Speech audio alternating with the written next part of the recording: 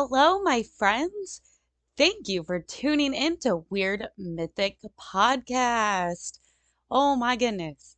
It is not easy doing this alone. I just gotta put it out there, guys. I am finally finding my own rhythm with the research and editing and uploading. So I really just want to say I appreciate all of you for listening weekly, or even if it's randomly, but you're listening. I really appreciate it because this shit ain't easy doing it alone, but here we are, and I'm glad you are here with me. I send everybody so much love, and I hope you guys have a great St. Patrick's Day this weekend. I am going to go to a concert on Saturday. I'm going to go see Elle King, and I I got into her like early on, with X's and O's and a whole bunch of other stuff that was even better than that one. But she's more country now, and I'm really curious to see if she's going to be playing more of her earlier stuff or just probably a mix of both is what I would think. But I'm so excited. First concert of the year, ready to go.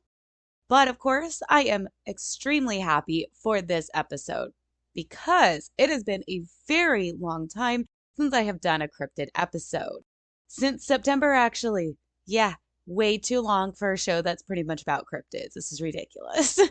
But this episode, I am dedicating to three different people: my mom and her husband, and my cousin Joey. My cousin that I went with like on the hike a few weeks ago, she mentioned to me or asked me a couple weeks ago if I had ever done an episode on the chupacabra. I was like, no. However, you are now the third person to ask me to do this because in the very beginning, when I was like telling my mom about how I'm going to be starting a podcast with Serena, her and her husband were like, ooh, you got to do an episode on the chupacabra. I was like, absolutely, we're going to have to do that at some point. So here it is. Here is the point. And I'm very excited to get back into cryptids. And it's just so awesome. So today we will be talking about the chupacabra, aka the goat sucker, just because it's a lot of fun to say goat sucker in, English. Oh, but before we jump into the show, I really wanted to send a shout out to a podcast. I wanted to give you guys a podcast recommendation. Just throwing it out there. I love the Macabre family podcast. It is hosted by Stephanie and one of her family members. It's usually a different family member every episode. And I just love the dynamic. And it's a true crime podcast. I love it that it's a family that discusses true crime because it reminds me of my mom, my brother, and I just talking about serial killers or random stuff. So give the family a listen. I will add the Macabre family podcast to the show notes. So the chupacabra. The chupacabra is mainly seen in Puerto Rico, in Mexico, Brazil, even as far south as Chile, and in a lot of the southern parts of the United States, and it is seen basically all over Mexico, but mainly in Latin America. So, guys, this thing crossed oceans, okay? Like, the only cryptid I know to cross oceans in any way would be ones with wings, and the chupacabra does not have wings, okay? Chupacabras are known for attacking animals and drinking the blood of that animal. They will leave the body completely drained of blood, and it's just like a hollow, weird husk. It's pretty weird looking. On majority of the animals, there is 2 puncture wounds, but in some there's actually 3. So there's about 2 to 3 puncture wounds on all of the dead animals that were attacked by the chupacabra. They're usually on the neck or like lower body, sometimes on the back, depending on how big the victim was.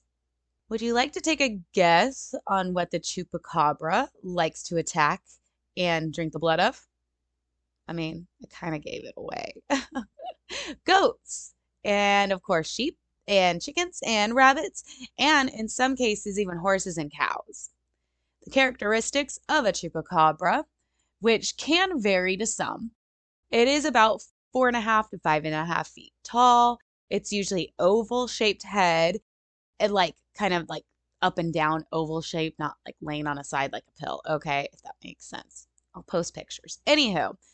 It also has big glowing red eyes with spikes or spines running from the back of its head down to the back, like all through the spine.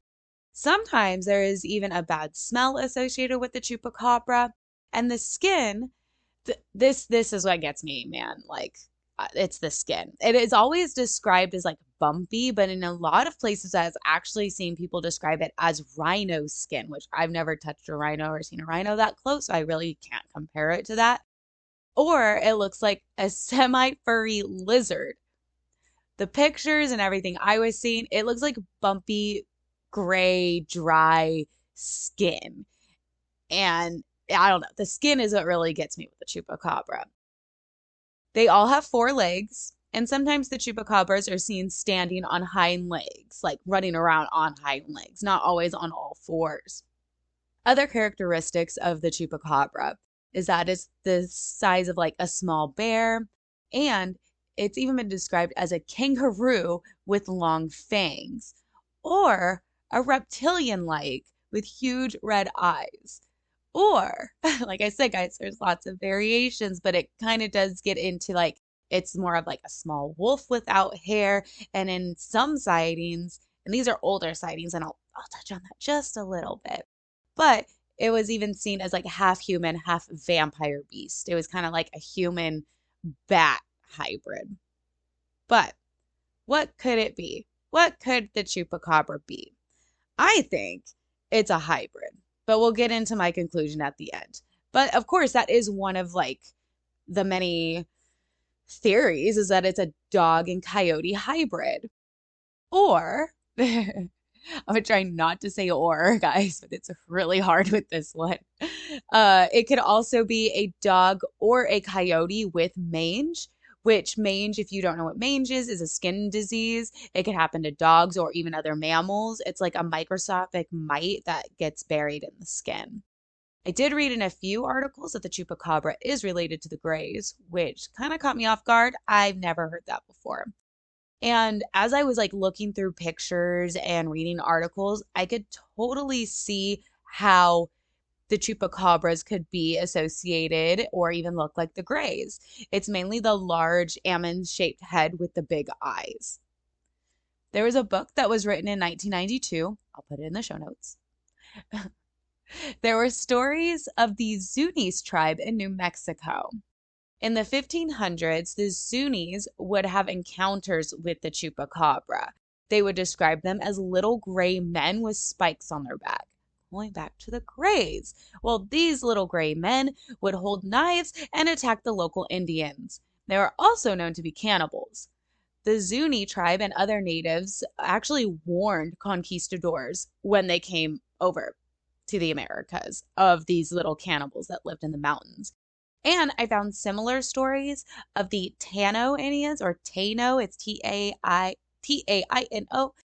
They are from the Caribbean, and they actually warned Columbus of the chupacabras. They have tales, the Tanos Indians, they have tales that they would even hunt and kill the chupacabras at times. Two of my favorite conspiracies. The chupacabra is an alien life form that was brought to Earth on purpose or not. We don't know, but it is an alien life form that was brought to Earth somehow. However, this is the one that I lean towards, is government. Either Puerto Rico or the United States created the chupacabra in Puerto Rico. And these creatures that were created were either let out on purpose or somehow escaped. That's legit what I would think. If the chupacabra is real, I definitely think it is a government something. Experiment, if you will. I don't know. But as I was reading more on the government creating the chupacabra conspiracy, I got Napa Valley Rhubarb vibes. I have not done an episode on Napa Valley Rhubarbs, but pretty much what they are is that they are a cryptid that was a government experiment in Napa Valley in California, that the government was trying to make these human monkey robot hybrids like over 50 years ago, and they were released into Napa Valley. You could totally look it up if you want. I'll end up doing some sort of episode on the Napa Valley Rhubarbs, but if you want to go searching for them, they are pretty much on Partrick Road. That's Napa Valley, California. I don't remember anything else. But anyways, chupacabras, that whole government conspiracy thing totally reminded me of the Napa Valley Rhubarbs, which just makes me go, see, government. Well, let's get into sightings, right? That's what we need to hear. Like, who has seen the chupacabra? First off, I didn't know about all the videos of the quote alive chupacabras on YouTube. Oh my gosh. A lot of them though that I noticed were usually from Texas, or I think I saw like some from Kentucky, I think. Yeah. Anyways, they're like alive. They're saying this is a live chupacabra. I saw it attacking my chickens or attacking a bird or something. And yeah, they had them in a cage. Interesting, interesting. But I did start to look for ones that were chupacabras from Mexico because that's originally where I heard the chupacabra was from Mexico. So I was like really getting into that, you know? And I totally lost track of time because the ones in Mexico are so much more scarier than whatever alive chupacabras people have caught in the States, which I know it's YouTube. People could be making this up, but it's fun to think that they're actually real. And who knows? What if some of them are? Especially the ones that are really like low quality. Why the fuck not? So one of the videos that I watched on YouTube, this video showed a chupacabra that was caught in a cage. In the notes, though, I was reading the notes and somebody put in there, "Yo, it's a hairless raccoon." And I went back looking at the, video again, and I'm like, "Oh shit, it is a naked raccoon." So whatever it is, it looks freaking strange. That video was in South Texas, and it was actually reported by HLN News, which I'm guessing is some sort of local network out there. But they did a whole news thing on like night TV about how this South Texas couple caught a chupacabra, and it's a freaking hairless raccoon. Another one, this video was from Kentucky, and it shows a dead chupacabra, and it was sent out for studies. Yo, it was a raccoon. I watched a couple of videos on this specific one. She said it was a raccoon, but they don't know why there was no hair. Like it was still like a hairless raccoon, but they couldn't find any reason for this raccoon to be hairless. Now, this one is a very interesting one. One of these other ones I saw on YouTube, but it wasn't a video. It was like a photo and then somebody talking about the photo. And it's like the backside of the chupacabra. And to me, it looks like a small bear that's missing a lot of hair on it. Like there was hair on like the head and I think part of like the butt area, but there was like hardly any hair on this. But to me, it looked like a very small bear. But the photographer was saying that when he first saw the chupacabra, that it had glowing red eyes and it made a high-pitched noise. This one was found, or this photo was from Mexico. In the same video, it shows my favorite video of the chupacabra, which I'll put all these in the show notes. But my favorite is the one of the police vehicle. And I don't have written down which state it's in. I'm probably thinking Texas again. But it was from 2008 and it's on a police car camera. And you hear the policeman in the car like, is that really what we're seeing? Is that like they didn't capture it? It got away.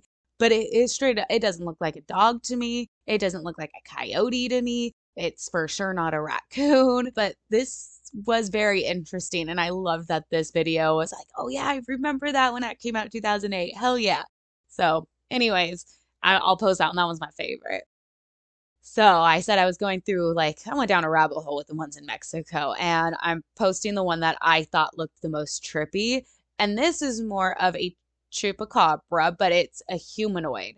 And it was from 2006. It's really low quality, like, video, obviously, but it's really freaking trippy and it gives you like, what the fuck vibes.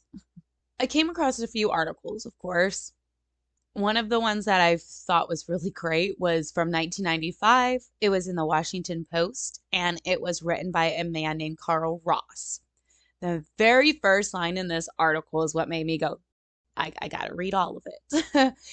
The first line is, quote, "A blood-sucking alien predator is ravaging animals throughout the Puerto Rican countryside," unquote.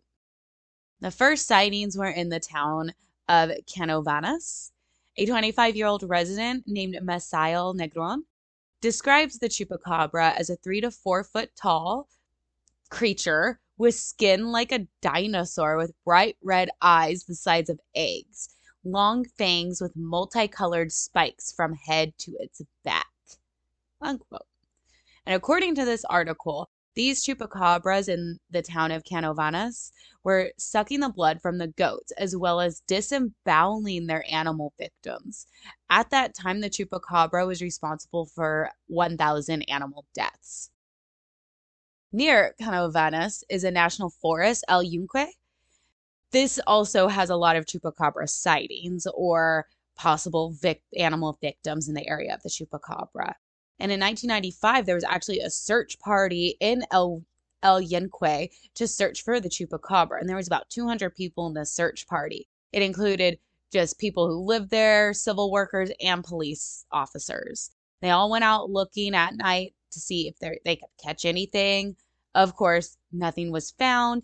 They did find an area that had a nest or something, and they were able to get hair from there. And I think I'll talk about that later, but that hair does come into play. And it was from 1995. So just keep that in mind that in this national forest, people went out searching for the chupacabra in 1995. A local vet in the area, Carlos Soto, examined a Doberman and the 7 rabbits that were supposedly killed by the chupacabra. And this is what he had to say about the examinations. In each death, there was 2 puncture wounds under the right side of the animal's neck. The wounds extended into the animal's brains. I'm not sure what that means, guys. Extended into the animal's brains. I can only guess this is some type of mutilation. Anyways, the punctures were about the size of a straw, like the opening of a straw, and about 3 to 4 inches in length. Vet Carlos Soto compared the bites to a dog and a monkey, and he doesn't believe that they're from either of those animals. He also compared the bites from the Doberman and the rabbits to other type of animals, but couldn't find any sort of matches that he was usually in contact with. He did notice that the bites on the animals resembled circular openings, though, and that would have been done by like a surgeon of some sort. Like they were punctures, but it didn't seem like there was any tearing. It was more of like, on purpose, circular opening. None of the animals, though, showed signs of rigor mortis. And the rabbits were taken to vet Carlos Soto 12 hours after they were supposedly drained of blood. I don't know how rigor mortis works in bodies in general, animal, human. I don't know. I figured that after 12 hours, something should happen, though. So I think that's odd, especially since there's no blood in the body. I don't know. Maybe that's a reason why the rigor wasn't setting in. I could be wrong. I don't know. Anyways, this was from that article. If this article was in the Washington Post, for crying out loud, and I just love that it was there. So great freaking article on the chupacabra. Another one that I found was actually from National Geographic. I love Nat Geo. This article was written in 2022, just last year, guys, in November. It was by Rebecca Toy. This article is mainly about the Tanos people. I mentioned them earlier. They came from South America and went to Puerto Rico sometime between the 7th and 15th century. This article is mainly about how to conserve the Tanos people heritage and history. But I learned something very new. Tanos people believed in hupia, which are the spirits of the dead and are known to be shapeshifters. They would take the forms of owls, bats, and even humans, but only at night would they shapeshift. In this article, she wrote that in 1975, in Mocha, Puerto Rico, that there were people reporting that there was a blood-sucking bat human creature killing their livestock. The Vampire of Mocha. Found an article specifically about the Vampire of Mocha. And in that article, this is what was said. A woman was attacked by, quote, a beast covered in feathers with wings, unquote. It also landed on the roof, and it was about 3 foot tall and human-like with long arms and alien-like with the big almond eyes and spikes down its back. Yeah, that was in 1975. So, just throwing it out there. Also, in Barceloneta, Puerto Rico, 2018, that there was sightings of gargoyles. 2 legs with wings, smell of sulfur was around. Had to mention it. No, it's not technically a chupacabra, but it was on the same article. I had to mention it. But I love the fact that in 1975 in Puerto Rico, they already had a type of vampire creature that was killing livestock. It all circles back around to something, or it could be nothing or something similar. Who knows? As I was looking up more chupacabra stuff, I came across a TV show I used to watch, Monster Quest, on the History Channel. I'm sure some of you have watched it or at least heard of it. So, in season 2, episode 8, they talked about the chupacabra. And as I said, I've watched Monster Quest before. I really don't remember this episode, to be honest, and I haven't watched it in a long time. It is very informative, to be honest, but it's kind of hokey at times. Anyways, in this episode, the History Channel was able to get samples of the chupacabra, mainly hair and skin samples, and they took those samples and sent them to 3 different labs for testing to see what type of animal the skin or the hairs could have come from. So I'm going to talk about there's technically, I guess, 4 different samples, but mainly 3 samples. I'm going to talk about the 3 samples and where they came from, okay? So all 3 of these samples came from 3 different witnesses who were able to shoot and kill the chupacabras. I did recognize one of the pictures that they showed. I was like, oh, I remember that. I remember seeing that before. So here they are. Here's the ones. And I'm sure if you guys go ahead and look them up, or of course I'll put them up on Instagram, you've probably seen them also. The first sample is from Cuero, Texas, and it came from Phyllis Cannon. She had a lot of her chickens dying. And when she would find them in the morning, they were completely drained of blood. But she couldn't find any source of, like, the blood, period. There wasn't blood around the chickens. There wasn't blood in the chicken coop. There wasn't blood outside the chicken coop. Nothing. She couldn't find a trail or anything to lead why the chickens had no blood in or around them. Phyllis, not wanting any of her chickens to continue to die, sat and watched for predators the next few days, of course, as more of her chickens kept dying. And she was actually able to shoot something that was getting into her chicken coop. She believed she killed the chupacabra. I will post that picture. Another sample came from a man named Devin McNally, and he is from Elmendorf, Texas. He had the same issues with the chickens like Phyllis. No blood in or around the chickens, but they were dead on the ground. Very strange. But Devin actually saw the creature a good 4 times before he was able to finally grab his gun and shoot it. And it looks very similar to Phyllis's also. The other sample of the chupacabra came from the O'Quinn family in Pollock, Texas. They came home one day and their dogs had something trapped under their home. Their dogs are pretty crazy. So they get under to the house and they see this creature under there, and they try to just get it because they're like, this thing looks weird. It had gray skin. It had no hair. And they actually recognized it kind of from the photo that Phyllis had come out with, because by the time they got the chupacabra under their house, the Phyllis's photo was already out. So they actually recognized it. Was like, no, that's insane. That's close by. Anyways, the dad went and got his .22 and was able to shoot this animal. So yeah, the O'Quinn family in Pollock, Texas, Devin McNally in Elmendorf, Texas, and Phyllis Cannon in Cuero, Texas, all had the carcass of the chupacabra. Monster Quest shows all the pictures. The grossest one, I think, is from the O'Quinn family in Pollock. This animal had the nastiest skin.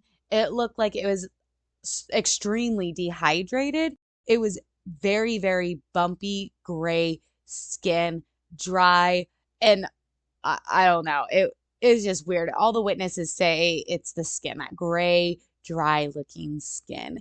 And of course, it had very little to no hair. All of the chupacabra samples were sent to different labs. Also, another samples of hair were sent to the labs, also the ones from Puerto Rico in 1995. So they still, like, History Channel was able to get their hands on that somehow. Was able to send that out for testing. So here is the conclusions from those samples. One of the first people to talk about the samples, his name was Irving Cornfield. He's a professor at the University of Maine, and he had the hairs from Puerto Rico, compared the hairs to a rhesus monkey. He used a microscope and immediately said it wasn't from the monkey. So he took the hair samples and used an electron microscope and 100% said it's a domestic dog. He took the same hairs from Puerto Rico, compared them to the ones that Phyllis had from her Chupacabra in Cuero, Texas, and Professor Cornfield believed that they came from the same type of animal, which was a domestic dog. The next person to talk about the samples, her name is Dr. Charmin Hops from Texas A&M. She mainly was in zoological medicine. She examined the measurements from the skull and the teeth that was taken from Devin McNally in Elmendorf, Texas. She concluded that those teeth are definitely way larger than what is common in a canine, and the teeth are way more pronounced. She believes that it could be from a dog or coyote hybrid. The top of the Chupacabra's head from Devin McNally is way too large for a domestic dog, and maybe a small coyote or a fox or some type of hybrid with a dog. Dr. Hops also examined the Chupacabra from the O'Quinn family in Pollock, Texas. She thought that the skin was more than likely had mange, but she had no evidence on that sample of mange. What she did find was that the skin did come from a carnivore based off of the type of hair follicles. I'm not a scientist. I don't know too much about that, obviously, but apparently you can look at hair follicles and see what type of, if you're a herbivore or carnivore or whatever. So this animal, possibly the Chupacabra, had hair at one point because her original thought was maybe it was a Zolo, which are the hairless dogs in Mexico, but Zolos don't have hair follicles. So according to her, it's some sort of hybrid canine. The next person to look at some of the samples is an NYU professor. His name is Todd Disotell. He analyzed the hair from Puerto Rico, compared it to the tooth of the Chupacabra from Devin McNally. Now, he said that the tooth and the hairs for sure came from the same animal, a domestic dog. He also looked at the hair from the Chupacabra that Phyllis Cannon shot in Cuero, Texas, and said that it's a cross between a coyote and a domestic dog or wild dog. My conclusion from Monster Quest is that they have really good photos. You do have to wait till the very end of the show, of course, to get results from all of those samples of the Chupacabras. I hope I did it justice by explaining it fairly quickly. All of the Chupacabras were preserved, like in a freezer or something. They all looked very strange. I looked really hard at all of these photos, plus all the others that I saw online stating to be the Chupacabra. And as I've said before in other cryptid episodes, why not? Why the fuck not? Why can't those creatures be Chupacabras? All of these animals are very similar to the eye, and they're all from very different areas. If it's a cross between two different canines, I'm totally cool with that. What I'm not cool with, Monster Quest, is the fact that no tests were done on what was in these creatures' stomachs. Why wasn't there anything done to be like, let's look at the stomach context. Let's take some stomach samples and see what was going on there. Nothing. I mean, I understand looking at all the hair and the bones and the teeth and whatnot, but I want to know what was in the stomach. So, let me know what's going on there, Monster Quest. Which, after watching it, and that's all I could think of course, then I started looking for anything on caught Chupacabras that did not turn out to be a raccoon, or the ones that were caught and shot. There was no studies I could find on what was in their stomachs. Like I said, I understand about the hair and whatnot, but I think doing testing on the stomach contents or the digestion system, I don't know. I think that would have a lot more insight onto exactly what these creatures are. Because they've obviously been around for a long time. I Why can't it just be another animal? I don't know. Why not though, right? I say the chupacabra is out there. Send me your thoughts on the chupacabra or your own encounters with that cryptid. Send me whatever you want to say about this episode. Let me know if you found something that I didn't find about the chupacabra. I say it's out there. Send me all of your thoughts to weirdmythicpodcast@gmail.com. And don't forget to go to all of the other social media, which is Weird Mythic Podcast on Twitter, Weird Mythic Podcast on Instagram also. That has our link tree that'll go to our website and our merch store. And of course, don't forget to hang out on YouTube with me at Weird Mythic Podcast. Again, guys, thank you so much. I love cryptids. I might do another one before I get into my next series. And I hope you all have a great and safe St. Patrick's Day weekend. See ya.